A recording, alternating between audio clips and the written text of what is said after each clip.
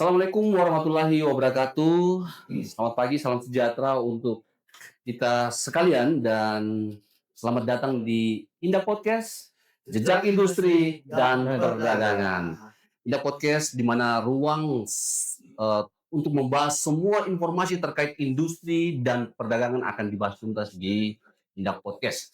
Dan hari ini masih tetap di obrolan santai dan bersama saya Epta. Saya Kifli. Kali ini kita akan membahas tentang perjanjian perdagangan Nah, internasional. betul sekali. Sekali. Nah, ini Tentunya kita akan didampingi dengan orang yang betul sekali dan hari ini telah hadir bersama kita tenaga ahli ekspor center Makassar dan beliau juga membidangi standarisasi produk dan perjanjian perdagangan internasional. Selamat datang, terima kasih. Apa kabar Bung Hairil?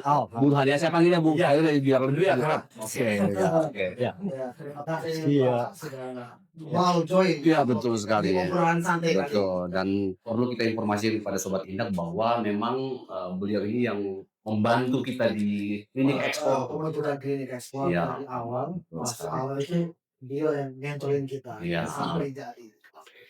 Jadi pembahasan kali ini ya ini memang sudah sering dibicarakan Oke. di forum-forum. Betul sekali. Kali ini melalui Dinas Perindustrian Perdagangan, melalui Indah Podcast, Iya. kita akan ulas lagi. Iya. Ya, Seperti apa perjanjian internasional. Oke, dan apa untungnya khususnya bagi para calon eksportir dan para eksportir yang sudah. Ini manfaatnya. Oke. Perdagangan internasional. Oke, langsung saja barangkali kita ke Pak Hairil ya, panggil Pak Hairil saja. Ya, oke. Silakan. Baik ya. Assalamualaikum warahmatullahi wabarakatuh. Selamat pagi. Hari ini saya merasa terhormat dan luar biasa sekali ya, bisa mengisi vlog daripada klinik ekspor dalam arti bahwa kita nanti akan ngobrol santai terkait seperti apa sebenarnya wajah perdagangan dunia. Nah, perlu kita ketahui bahwa dunia sekarang atau setiap negara membangun persahabatan dagang.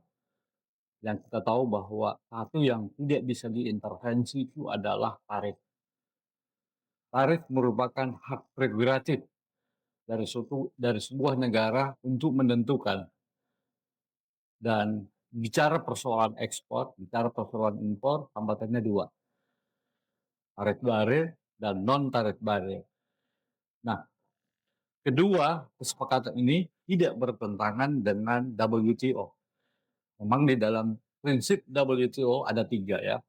Salah satu dua diantaranya itu adalah non-diskriminasi ya. Dan saya lupa ingat, dan menyangkut tentang keterbukaan informasi yang harus dilakukan oleh setiap negara dalam tanda kutip ketika dia sudah masuk di dalam WTO. Nah, kalau kita lihat prinsip non-diskriminasi bahwa perjanjian kerjasama ini tidak masuk di arena, dia bertentangan dengan prinsip WTO tersebut. Mengapa? Di dalam naskah perjanjian perdagangan internasional, baik dalam bentuk bilateral maupun selalu merujuk ke satu diktum kesepakatan WTO tersebut, dan dia tidak termasuk. Ya. Dia tidak masuk dalam non-diskriminasi ketika misalnya tarif. Nah, oleh karena itu inilah semua negara memanfaatkan. China begitu kuat. Ya. Dia membangun kesepakatan hampir kurang lebih 70 negara. China yang kuat ya. Oke, sebelum kita lanjut ke perjanjian tadi ya, sebenarnya langsung saja barangkali apa yang menjadi keuntungan gitu, keuntungan bagi khususnya ya bagi para eksportir terkait dengan perjanjian perdagangan internasional. Yang pertama, secara umum bahwa akses pasar kita bisa memudahkan di dalam konteks tarif. Ya, dalam konteks tarif. Eh, ya, ya. Oke, kalau kita lihat, lihat ini, ya ada. Oke, Itu ada kata ya kita mau lihat. tarif itu apa? Ya, Yang orang bilang tarif apa? Oh, tarif itu pajak dia yang masuk. iya biaya masuk. Biaya masuk itu memang masih bisa diintervensi oleh WTO, Ya. tapi WTO hanya membatasi ambang batas. Ya. Ya, iya ambang batas tertentu yang bisa diterapkan secara umum, bukan by high cost. Ya. Ya. Nah, misalnya ini satu contoh ya. Kita mau masuk kopi di Cina. Ya. Kita masuk Pas kopi di kita Cina. Pas kali kita bahas minum kopi ya. yang ada itu Ya. kan Nah, kita minum kopi dulu. Mas, Ya. yang bahas kopi juga. Nah, di Cina punya aturan bahwa ketika kopi tersebut berasal dari negara non WTO, maka peraturan di Cina mengatakan bahwa dia masuknya 80%. 80. Negara yang di luar WTO. Iya. Ya. Nah, kalau negara dalam WTO kenakan tarif multi labor nation. Ya. Tarifnya adalah 12%. Seragam loh. Seragam dari manapun. Jauh ya dia punya. Ya, dari negara manapun. Nah, kita bicara persoalan keuntungan. Apa keuntungannya? Yang pertama adalah kalau dari ASEAN, ya untuk kopi, dia masuknya 0. Dengan ketentuan eksportir yang bersangkutan wajib menyertakan sertifikat of origin. Form D, Form E, ya, Form E, ASEAN, Cina, FTA. Nah, di dalam ketentuan kesepakatan tersebut, kriteria-kriteria produk yang masuk memang sudah diatur. Ada wholly of time, ada perubahan 4 digit pertama, sudah bisa. Jadi misalnya saya mengekspor kopi bubuk. Ya. Dan di dalam kopi bubuk itu ada saya impor kopi dari Brasil. Ya. Kopi mix. Iya, kopi mix lah. Ada kopi Brasilnya, ada kopi ini dan lain-lain.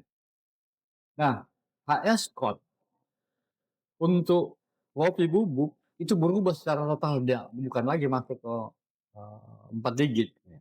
Ya, kita bicara kopi, kalau salah kopi 008 sekian ya kepalanya. Nah, ketika dia mau mengekspor kopi bubuk, berarti tidak pakai lagi 08, berubah 4 digit. Itu sudah masuk bahwa original produk Indonesia.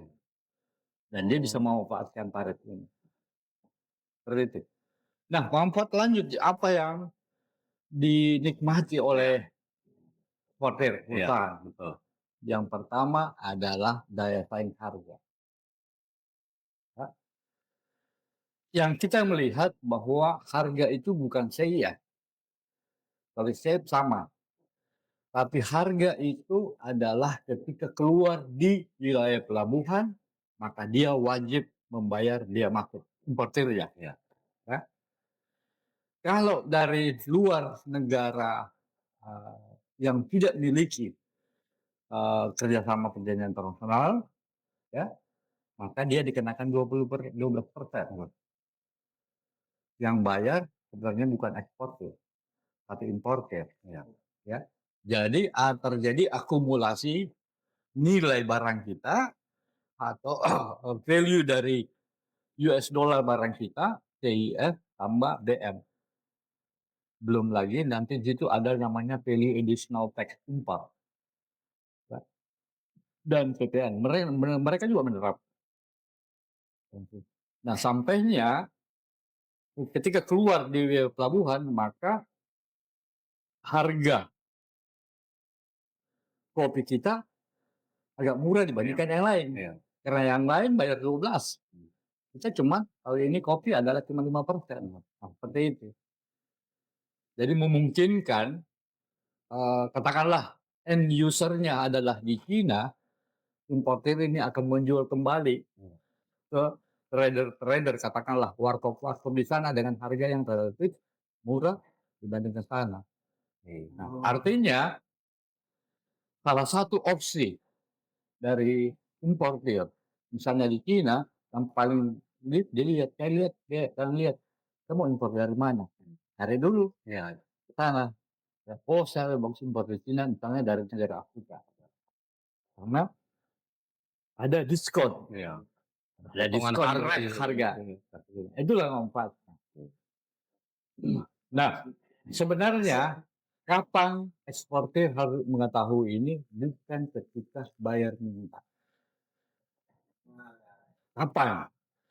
Sebelum eksportir menawarkan ke China, ketemu udah bayar China, dia sudah tahu ini. Kan harus dihubungin kayaknya. Iya, sehingga misalnya bayar China mengatakan turun harganya, eksportir mengatakan dong kalau turun, you kan nggak bayar dia masuk.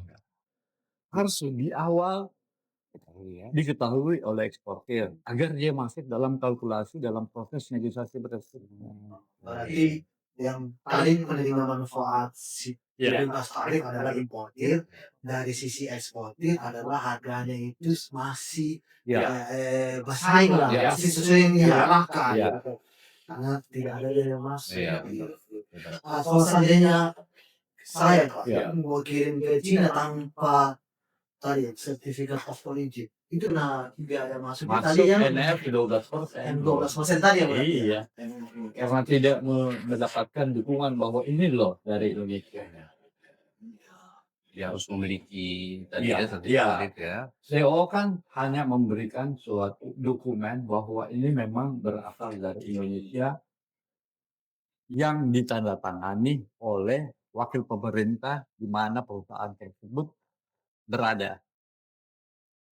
Jadi Kementerian Perdagangan mendelegasikan kepada dinas sebagai penandatangan.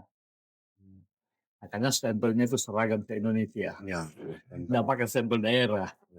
Jadi tandanya perjanjian perdagangan dimanfaatkan adalah terbitnya surat keterangan Iya. atau sertifikat of origin. Oke, benar. Jadi Apalagi kalau Indonesia tidak punya atau di luar WTO Iya. itu lebih besar lagi yang Kalau 12%. bulan. Lumayan, itu pasti harga pelaku usaha akan tertekan karena harus berpikir bagaimana Betul. si importernya yang pesan produknya kita itu harus membayar biaya masuk negara kita. Betul. Dan bukan saja manfaat yang diterima Indonesia yang harus diketahui oleh eksportir kita, dia hanya melihat semua tarifnya. Nah, seorang pengusaha pemain kopi, paling tidak dia sudah punya pengetahuan kantong-kantong produksi suatu negara. Bahwa pesaingnya itu adalah negara perusahaan kopi. Berikutnya apa yang dilakukan oleh eksportir tersebut, begitu katakanlah misalnya Brasil, juga sebagai penghasil kopi robusta yang terbesar kan. Nah, ekspor kita juga harus melihat ini custom Cina. Apakah ada agreement antara Brasil dengan Cina? Kalau tidak ada, alhamdulillah. Berarti kita masih bisa fight harga kan? Belum lagi hitung jaraknya ke Cina dan lain-lain. Oh iya.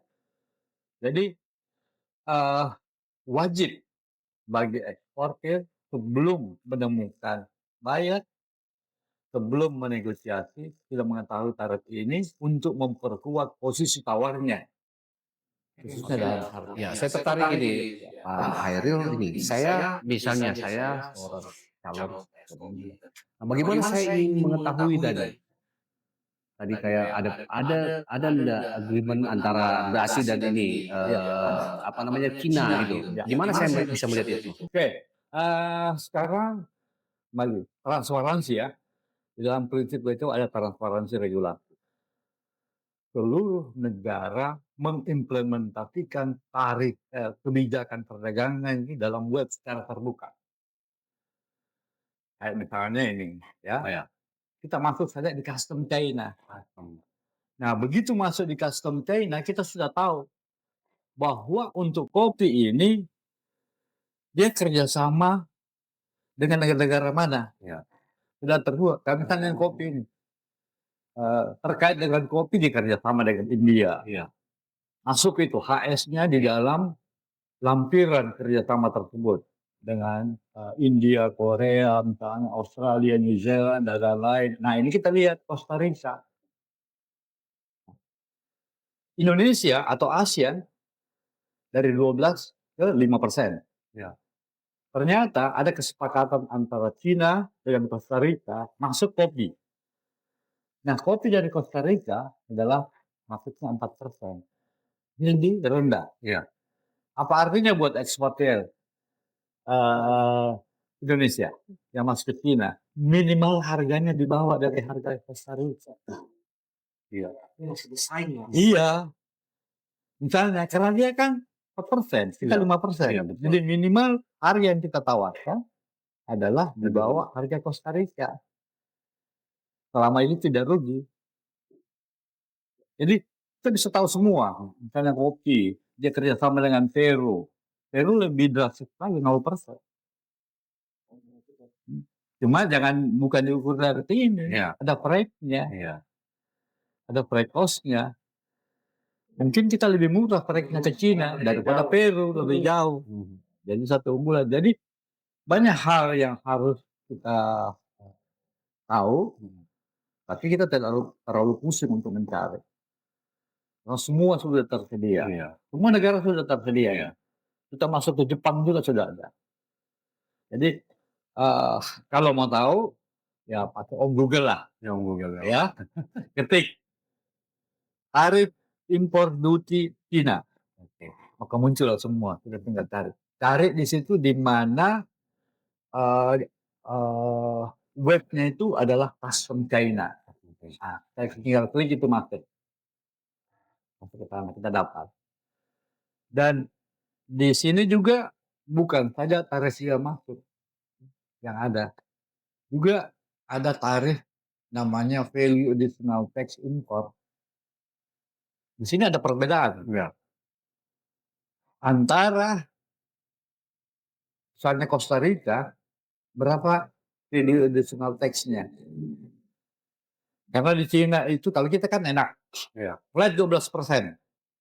Mau apapun 12% kan. Kalau Cina resistensinya antara 9 sampai 18%. Jadi ada HS tertentu dari negara tertentu kena 18. Ya. Ada 9. Nah ini harus kita coba mengakumulasi semua yang sebenarnya ekspornya itu adalah bukan harga KF. Tapi berapa harga pengorbanan dari importer tersebut ketika dia membeli kopi dari Indonesia. Dia masuk, ya.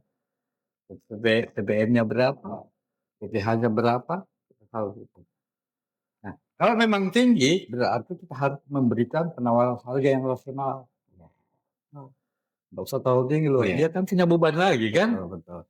Jadi kita sudah mempunyai angka-angka toleransi lah. Nggak usah terlalu mahal loh. Karena dia bebannya tinggi. Jadi tinggal melihat berapa persen tadi. Benar, dari harga TIF. Jadi kalau kita di sini adalah biaya masuknya itu dihitung dari harga CIF, kemudian PPN importnya itu dikalikan dari nilai kepabeanan. Antara CIF dengan nilai kepabeanan berbeda.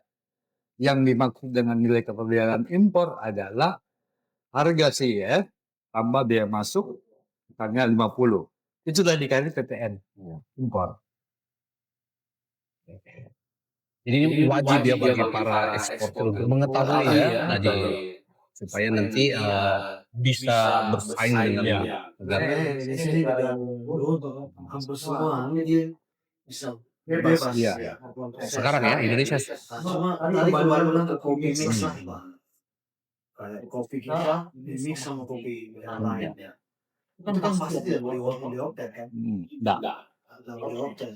Posisinya apakah kata tolong 0% biaya masuk atau ada yang lagi yang Di dalam kesepakatan tersebut kan ada lampirannya mengenai original kriteria. Kalau nggak salah ada 4. Ya.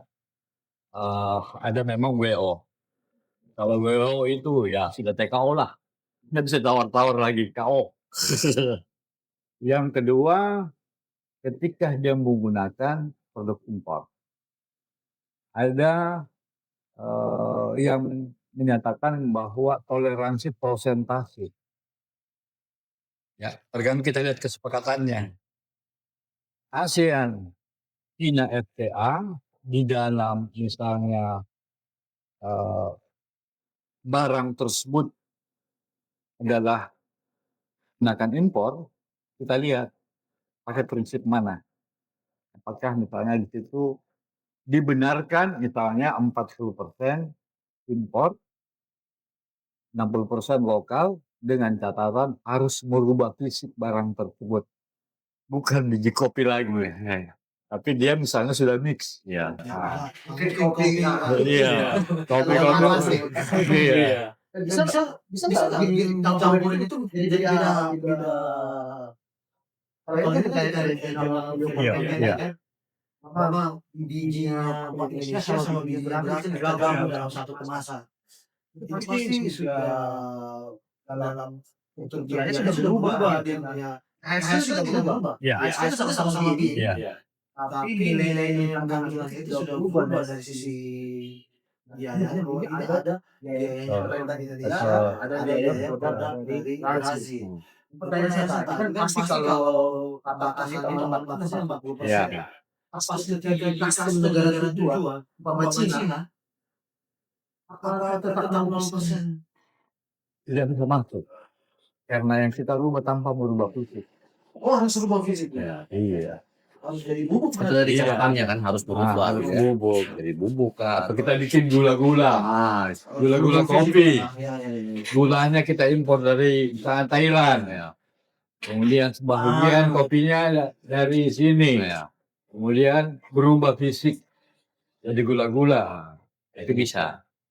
Makanya di dalam SEO itu kita wajib struktur cost-nya. Kita nanti mendapatkan itu. Dan ada pengalaman, dia adalah seorang eksportir yang senior lah. Ketika misalnya proses negosiasi dengan buyer Koreanya itu minta turun dengan alasan saya bayar biaya masuk enggak, sekian persen ketemu dengan saya. Saya buka masuk di custom Korea, yang dikatakan oleh bayarnya itu tidak salah benar. Tapi dia pakai tarif MNF. Ya, ada perjanjian 2. Ada Indonesia dengan Korea, ada bilateral, ada multilateral ya. Ya, kalau bilateral itu Indonesia, Korea, TK. Kalau multilateral ASEAN. Nah ini saya bukakan custom Korea, saya masuk untuk menggunakan fasilitas IKCETA. Ternyata bukan 12%. 2% saya perlihatkan. Ini saya custom lah. Saya bilang, tolong negosiasi lagi. Itu tetapkan aja harganya. Ini tidak bayar sekian kok. Yang namanya posisi tawar-menawar adalah bagaimana menentukan suatu alasan yang rasional. Ya, walaupun itu tidak nyata. Ya. Dalam rangka dia memenangkan loh. Pertarungan negosiasi. Nah itulah kembali lagi ditetapkan bahwa harus lebih awal waktu mengetahui. Mudah kok. Bisa melalui HP dengan catatan ada kuotanya. Itu dia bisa lihat di tracknya. Iya. Atau langsung ke Iya. customnya. Iya. Iya. Kayak tadi ya. Custom Korea atau Cina gitu ya. Memang sekarang ini untuk kita mau membuat suatu perencanaan ekspor dari negara tujuan, untuk membuat suatu studi akademik, tidak perlu profesor. Ya. Studi yang kita lakukan, kita buat sendiri adalah itu yang lebih bagus dibandingkan kita gunakan konsultan. Ya, sesuatu market ya. Karena mungkin dia canggih menggunakan peralatan statistik tertentu, begitu dia carikan sama kita susah banget. Boro-boro implementasi, karena terlalu canggihnya. Bacaan saya susah ya. Iya. Nah, oleh karena itu sesungguhnya kita pakai virtual. Menentukan negara tujuan, kita masuk di TradeNet. Kita bisa tahu daya saing sih.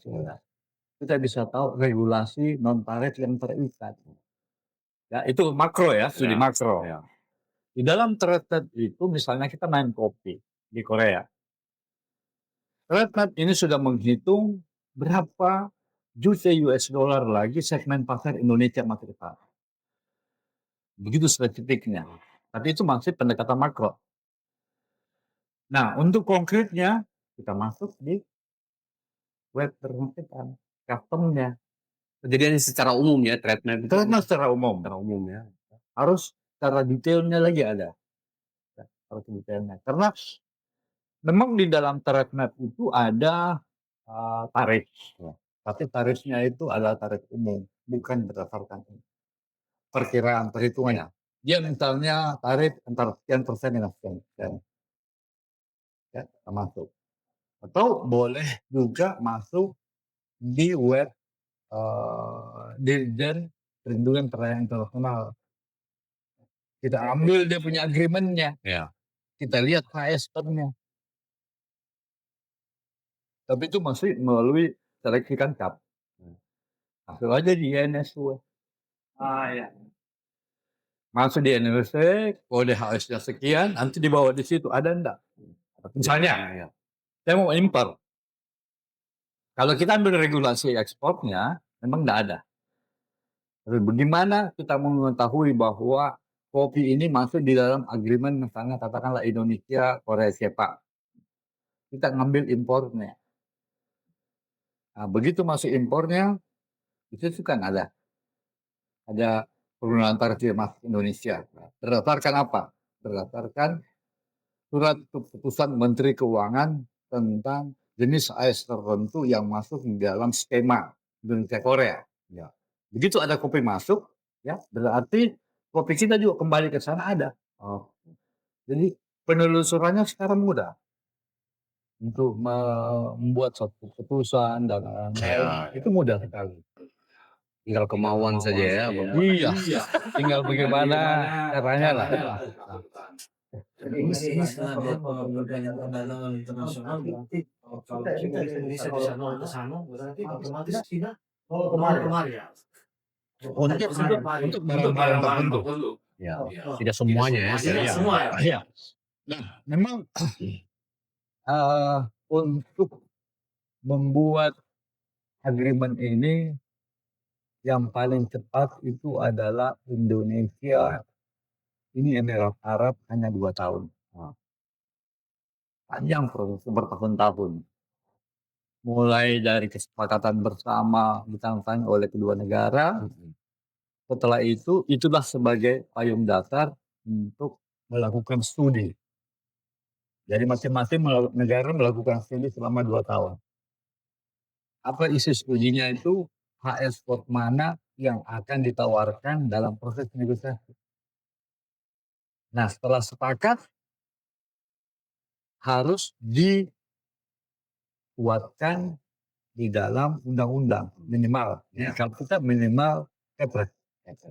Jadi undang-undang. Ya. Jadi yang namanya kesepakatan perjanjian perdagangan internasional itu adalah kesepakatan yang apakah dia bilateral, apakah multilateral, ya, yang disepakati dan masuk dalam kerangka hukum masing-masing negara.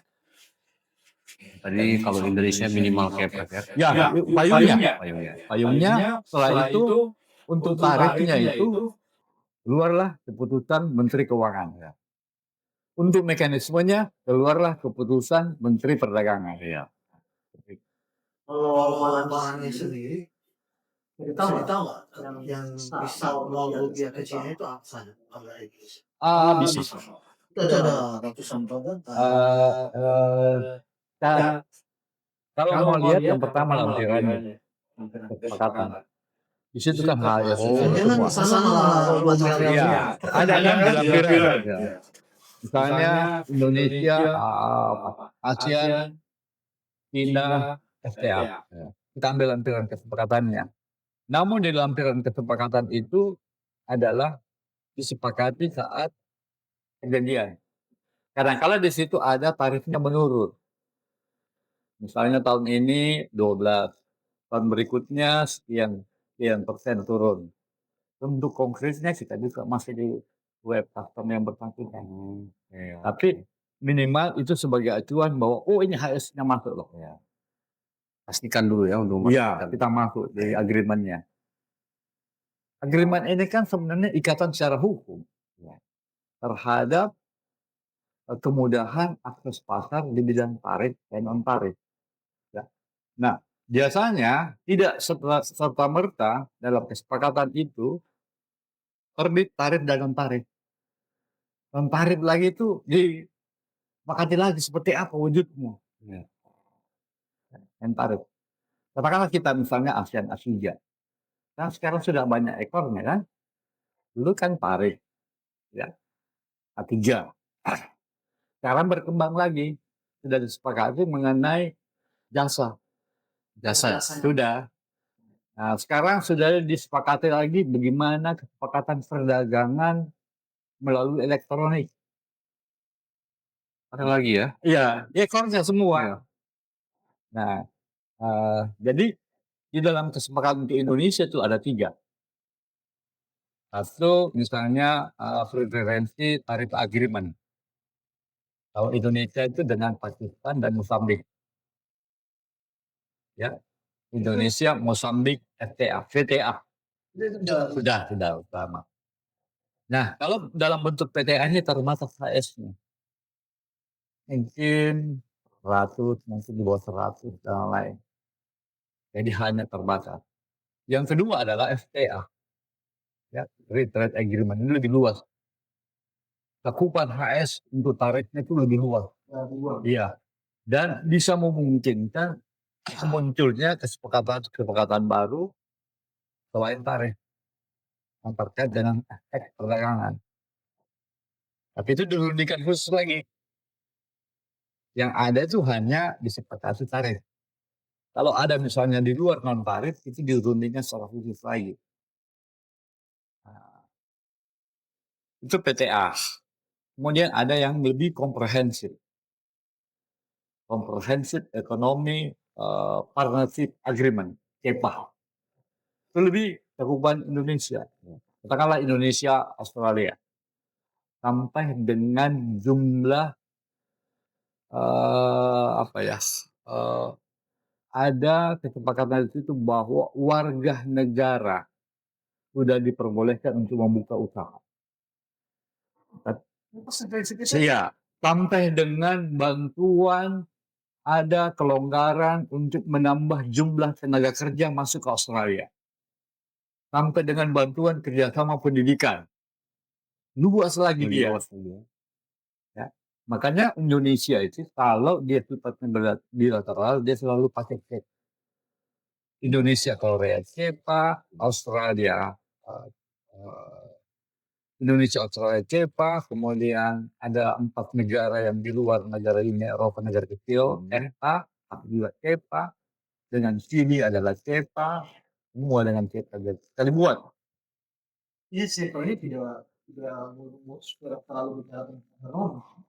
Iya. Sosial budaya juga masuk luas.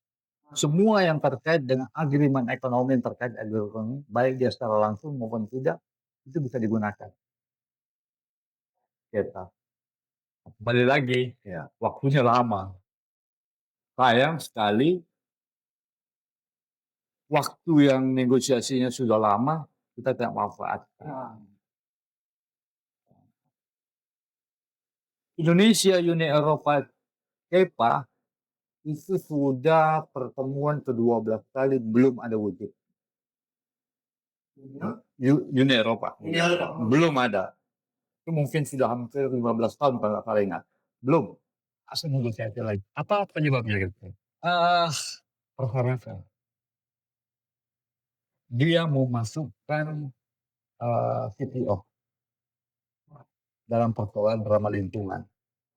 Iya, dia menolak. Ya. minta direhabilitasi semua. Hambatan kita ke Eropa hanya satu, kelapa sawit. Isu merayakan fanatisme dengan isu lingkungan. Itu bikin lama. Nah, misalnya gini sekarang, Vietnam dengan Uni Eropa. Ini kita coba bandingkan. Dia sudah punya agreement di dalam bentuk FTA. Ya. Kita belum. Ya. Nah, apa hambatannya bagi Indonesia sekarang? Ikan kaleng. Ikan kaleng kalau nggak salah masuk di Uni Eropa, dia masuknya adalah 18%. Ya. Kalau dari Vietnam, karena dia sudah punya agreement FTA, maka tidak 18%. Kalau saya nggak salah ingat 8%, 8,sekian%. Indonesia masuk ke sana dengan pakai form JSP form UE, dia hanya 16,sekian%. Sama ya? Enggak, 16,sekian% dari 18 kemiskinan. Apa akibatnya? Orang Eropa lebih memilih ikan kaleng dari Vietnam daripada dari Indonesia. Jauh sekali. Jauh loh. Kalau dia ekspor misalnya satu kontainer, katakanlah ada 500.000 US dollar. Iya. Kali 8%. Iya. Dibandingkan dari Indonesia, 500.000 US dollar. Kali 18. Kali dengan 16%. Ya. Berapa selisihnya? Itu salah satu manfaat. Ya. Jadi posisi tawar Vietnam itu lebih kuat. Walaupun mungkin ikannya itu dari kita. Iya. Mungkin. Karena belum ada perjanjian Iya. atau antara Indonesia sama negara Iya. mana. Belum ada. Isu soal ini. Iya. Selalu. Nah, ini sebenarnya dampak perjanjian perdagangan internasional seperti yang sekarang lagi beberapa bulan terakhir ini terkait tarif Trump. Oke. Bahasanya ini sudah perjanjian. Apa efeknya? Dampaknya ya. Dampaknya bagi Indonesia atau pelaku usaha lah di mana saja di luar negeri sama masyarakat yang ada di Amerika sendiri. Ya. Balikan tarif. Jadi ada kenaikan tarif yang tidak rasional dalam bisnis yang diterapkan oleh namun ada imbasnya buat mereka. Ada imbasnya untuk masyarakat. Jika memang walaupun tarifnya tinggi, tapi ada yang beli, ada yang membeli. Kemudian yang membeli ini mau proses untuk barang jadi. Artinya harga nilai bahan baku dari Indonesia untuk dijual lagi di konsumer Amerika naik harganya kan? Akibatnya apa? Inflasi akan naik. Inflasi akan naik. Jadi efeknya buat mereka juga ada ya, jauh banget. Boleh jadi mungkin karena industri yang bersangkutan ketika dia menggunakan tarif itu sudah tidak bisa lagi hidup. Ya. Boleh jadi tutup, boleh jadi pengurangan tenaga kerja dan lain. Sering memanfaat itu. Iya. Importirnya gitu. Iya. Ketika tarif itu naik, Iya. buat negara ada penerimaan Iya. besar. Tapi industrinya, industri di sana Boleh jadi kan gitu ya. Iya. Gitu. Kalau dilihat tarif dia masuknya, oh masih masuk kok. Misalnya ya, Iya. masih masuk. Saya buatin, saya masih bisa jual. Dampak. Jadi omsetnya industri tersebut yang beli bahan baku dari Indonesia mungkin akan menurun karena kenaikan harga yang tinggi. Tidak pindah. Jadi, iya. Kan ada WTO tadi, World Trade Organization perdagangan. Memang kan indikator intervensi pemerintah dalam tarif itu yang sangat menentukan tentang daya saing. Makin tinggi tarif, maka memungkinkan daya saing kita dalam harga. Sebaik apapun kualitas, selalu endingnya berapa sih harganya? Ya kan? Kualitas hanya sebagai pintu awal, tapi pintu terakhir yang hati adalah harga. Nah, inilah bagi kita di Indonesia perlunya kita mengetahui gampang, semua ada. Ya. Kita masuk misalnya ke Amerika, kita masuk kita nggak tarik. Benar nggak HSQ ini masuk di dalam ada tarif Trump? Kita lihat. Memang dia sih nggak berpikir HS 2 digit yang dia pikir. Jadi begitu HS 2 digitnya masuk semua turunannya. Iya. Karena yang diatur itu adalah 10 digit. Bagi dia kalau kita diartikan kan sudah sepakat dengan 8 digit. Jadi kalau HS code itu adalah 6 digit pertama yang disebut dengan World Custom Nomenclature. 6 digit ya. 6 digit pertama, jadi seluruhnya sama. Ya. Turunan dari 6 digit itu adalah 78. Ya. Tidak berubah kan? Ya. Turunannya 78 itu disebut dengan Regional Custom Nomenclature.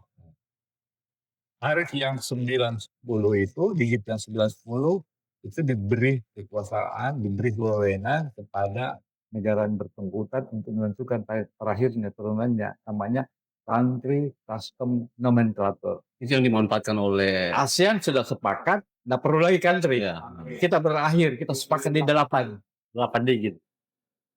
Dan di dunia sudah tahu bahwa untuk Indonesia hanya 8 digit.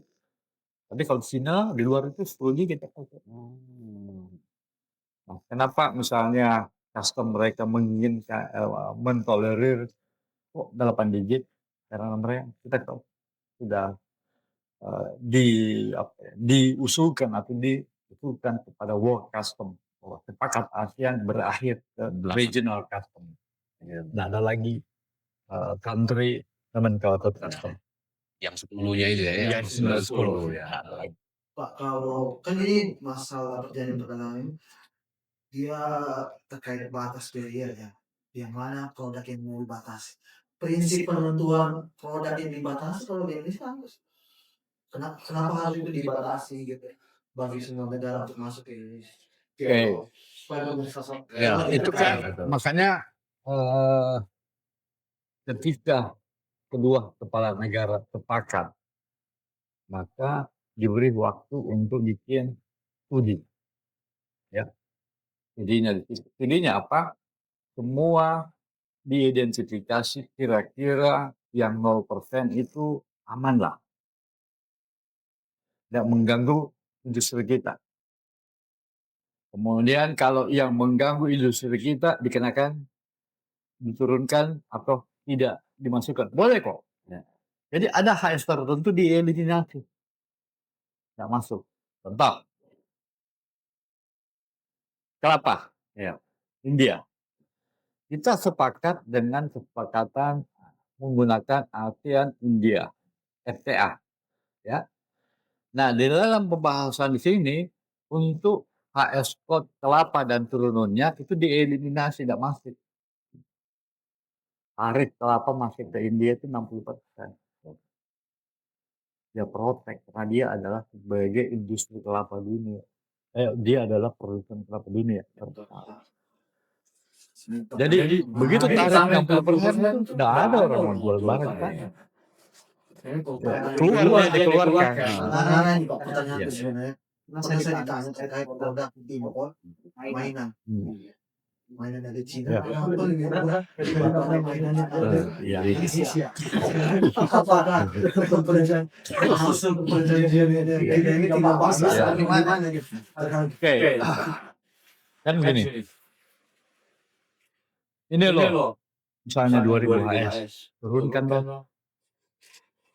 Ini juga, ini loh 2000 HS juga turunkan. Nah, dari itu semua itu yang dinegosiasikan HS-nya. Apakah kalau ini diturunkan akan mengganggu industri lokal? Kalau dia mengganggu, kita naikkan. Tapi Cina juga, oke kalau begitu kau naikkan ini, saya naikkan juga ini. Kan begitu. Jadi ada Iya, rantai. itu udah agreement, makanya itu udah lama. Bertahun-tahun itu. Iya. Dinegosiasikan per HM. Banyak pertimbangan. Iya, kalau saya oke silahkan Anda naikkan sama anak-anak. Tapi dia incar lagi, yang mana yang lebih banyak masuk ke Cina? Oh tidak, Sama itu iya, ya. sama. Oh ini. Oh boleh. Jadi produk lain makin Iya, senjata juga. iya, boleh senjata lagi. Jadi saya general, kita usulkan HS tertentu untuk diturunkan. Iya. Nanti dia juga minta. Ini kan negosiasi mau minta. Iya. Nah ini loh, tolong turunkan. Kita pelajari, oh enggak mengganggu. Kalau mengganggu, kita mau eliminasi, boleh eliminasi. Kan juga eliminasi mau ya. Pantasan lama ya. Lama, ya Untuk negosiasinya ini yang Nah, pertanyaan yang berikutnya adalah kenapa ada ASEAN, Australia, New Zealand Free Trade Agreement? Kenapa kita bikin lagi Indonesia, Australia? Ya, tarifnya berbeda. Tarif yang masuk di ASEAN adalah berdasarkan kesepakatan ASEAN. Indonesia bilang turunkan ini, Thailand bilang jangan dong, hancur saya. Jadi ada kesepakatan tarif ASEAN masuk ya. Ini. Nah, oleh karena itu, kita mengekspor HS tertentu ke Korea biasanya lebih rendah. Dia masuknya menggunakan Indonesia Korea CEPA dibandingkan ASEAN Korea FCA. Buka saja situ. Berbeda. Karena ini keterlibatan juga negara ASEAN. Ya, kita minta turun, jangan terganggu saya. Masuk sini. Nah, pakat ASEAN dulu itu sudah dimasukkan ke sana. Itulah mengakibatkannya. Kemudian kalau CEPA kan lebih luas lagi. Ya. Lebih luas. Dan bisa jadi dari kesepakatan induknya ini akan lahir nanti kesepakatan yang non tarif. Ya. ini Kalau seru. sendiri ya, kalau CEPA sendiri sangat memanfaatkan daerah untuk memanfaatkan CEPA tadi sendiri. Boleh saja. Dengan demikian mungkin kita lakukan koordinasi dengan Menlu. Kemudian dengan instansi teknis yang terkait. Nah sesungguhnya sebenarnya kesepakatan tarif ini bisa dijadikan sebagai satu acuan kemudahan apa ya? Kan begini, saya di Korea, saya butuh produk banyak dari Indonesia. Ya. Sementara itu saya olah tidak masuk dalam kesepakatan Korea. Ya. Maka dia bangun di Indonesia. Walaupun perusahaannya adalah perusahaan Korea, tapi dia berada di Indonesia, Ya. maka dia original Korea. Dia manfaatkan ini tarif. Makin banyak kita punya agreement, apakah bilateral maupun di sana, itu akan memberikan suatu indikasi peluang investasi masuk ke sini. Jadi kita mengekspor ke negara mitra kita begitu banyak. Bikin industri di Cina, luar biasa kan? Ya. Dia punya kesepakatan dengan negara itu mungkin sekitar 60-70. Jadi begitu dia ekspor di sini dia dapat fasilitas loh kemana-mana. Kita tidak punya Peru, dia udah punya Peru, ya kan? Kayak tensi itu bisa sebenarnya dijadikan satu agreement, bisa dijadikan peluang kalau ini adalah bagus dan mengundang. Saya kira industri luar bisa. Ada laut dari Pemda. Ya. Bisa nggak kita manfaatkan di Aceh Pak, Indonesia, Australia, CEPA.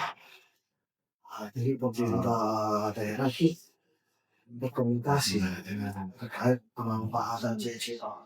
Nah, jadi dari sisi ekonominya atau dari mana? Iya. Nah, kalau dari sisi ekonomi tadi bisa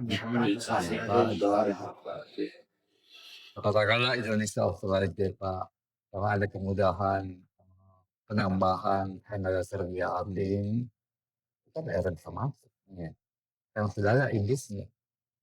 ada penambahan jumlah tenaga kerja, ada penambahan jumlah tenaga medis. Dalam hari ini bukan perawat ya, Iya. bukan dokter, itu ada penambahan masuk ke sana. Iya. Itu masih di agreement Indonesia Australia.